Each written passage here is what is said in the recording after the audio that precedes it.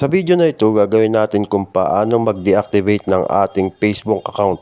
Kung sakali man na napapagod ka na at gusto mong ma-refresh at gusto mong mag-time out muna sa paggamit sa iyong Facebook account, panoorin mo lang itong video ito mula umpisa hanggang sa matapos at huwag din naman kalimutan na i-subscribe ang aking YouTube channel, pakihit na notification bell upang updated ka sa mga video at mga bago ko pang content na ilalabas. Kaya let's go na tayo ha!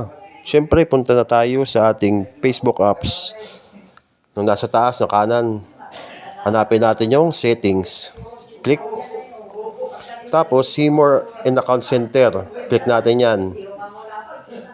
Tapos, hanapin natin yung personal details. Click natin. Tapos, pindutin natin yung account ownership and control.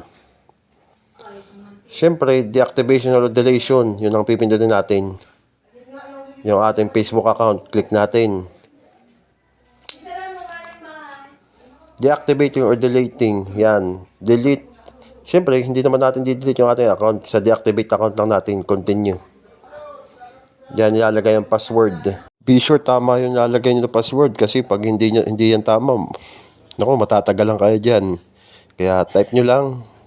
Saka pasensya na po, nilagyan ko ng blurred para for security purpose.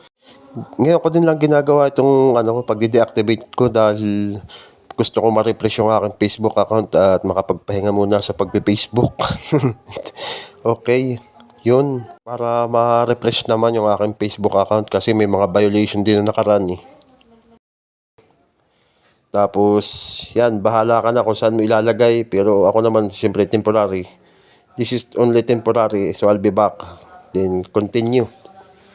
Pindutin natin yung continue. Basahin nyo muna. Mas maganda yan, basahin nyo muna yan bago nyo pindutin yung kulay blue na nasa baba.